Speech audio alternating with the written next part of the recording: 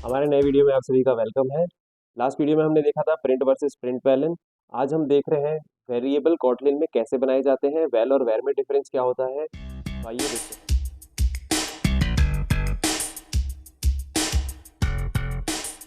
सबसे पहले हम बात कर रहे हैं वेर की। वेर में एक वेरिएबल में बनाता हूँ a इक्वल्स टू 1, इसकी वैल्यू मैंने दे दी है 1। इसको हम प्रिंट करा के देखेंगे। किसी भी वेरिएबल को कॉटलिन में प्रिंट कराने के लिए सिंपल सा तरीका है, डॉलर का साइन बनाइए और उसके आगे वेरिएबल का नाम लिखिए।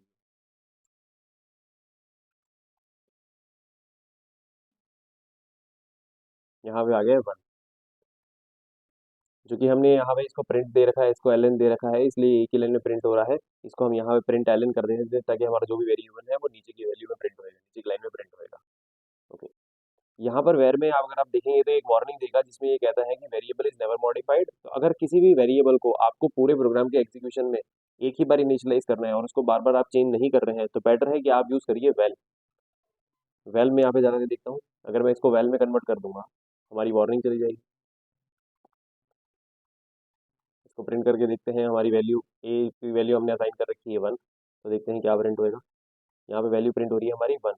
अब हमें डिफरेंस समझना है कि कब हमें वेल यूज़ करना है और कब हमें वेल यूज़ करना है।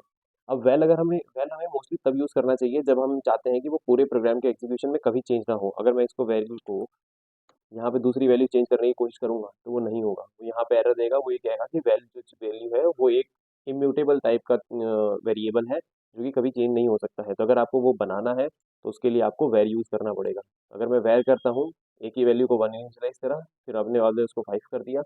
अब अगर मैं इसे रन करूंगा प्रोग्राम को तो यहाँ पे 5 प्रिंट होगा,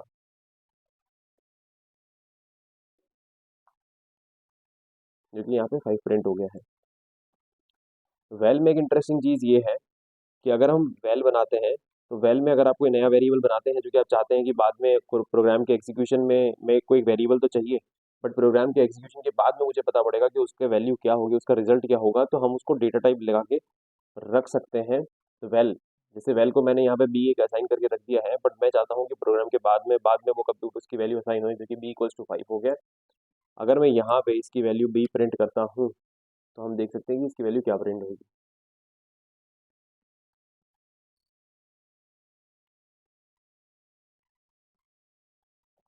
की वैल्यू 5 प्रिंट हो चुकी है।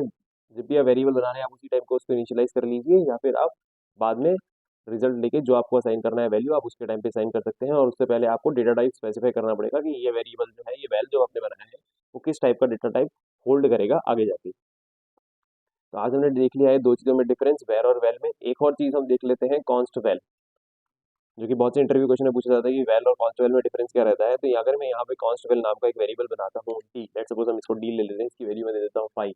यहाँ पर एरर आ रही है, सबसे पहले इस एरर को देखते हैं। एरर कह रही है कि ये लोकल वेरिएबल नहीं हो सकता है। लोकल वेरिएबल एक फंक्शन के अंदर बना रहा हूँ क्योंकि ये कांस्टेंट है, तो एक लोग से लोकल वेरिएबल नहीं बना सकते हैं। मैं इसे बाहर असाइन कर देता हूँ, बाहर ये चल रहा है। डी की वैल्यू हमने 5 दे दी है, मैं यहाँ पे इसे डी भी प्रिंट करके दे देता हूँ।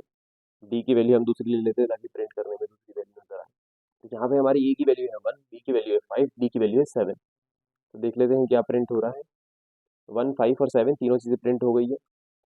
अब क्वेश्चन आता है कि क्या मैं कॉन्स्ट के साथ में वेर यूज़ कर सकता हूँ अगर मुझे बाद में इसकी वैल्यू रीअसाइन करनी है। तो ये हम करके देख लेते हैं। अगर मैं इसे वेल को वेर करता हूँ, अगर मैं यहाँ पे वेल को वेर करता हूँ तो ये एरर देगा, ये कहेगा कि कॉन्स्ट के साथ में आप वेर यूज़ नहीं कर सकते, क्योंकि कॉन्स्ट का मतलब होता है कांस्टेंट। एक बार बना दिया आपने, उसके बाद आप कभी नहीं बना सकते। कॉन्स्ट में ये रहता है कि कॉन्स्ट में आपने अगर कोई वेरिएबल में वैल्यू इनिशियलाइज कर दी है तो उसको आप में आगे लगा के नहीं बना सकते।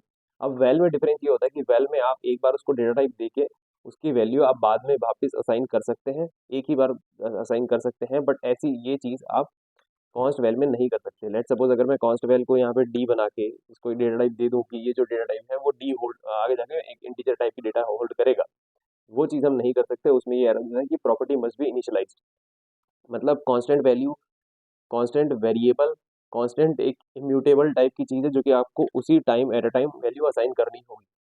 तो वेल और वेर में डिफरेंस आपको समझ में आ गया है। कॉन्स्ट वेल में और वेल में डिफरेंस हमने देख लिया है। वेर जो होता है वो म्यूटेबल प्रॉपर्टी होती है, वेल जो होती है वो इम्यूटेबल प्रॉपर्टी है, बट उसे आप रन टाइम पे इनिशियलाइज कर सकते हैं। कॉन्स्ट वेल जो होती है वो भी एक इम्यूटेबल प्रॉपर्टी है जिसे आप रन टाइम पे असाइन नहीं कर सकते, आपको कंपाइल टाइम में कोड लिखते टाइम ही उसकी वैल्यू असाइन करनी होगी। तो मिलते हैं नेक्स्ट वीडियो में। Thanks for watching.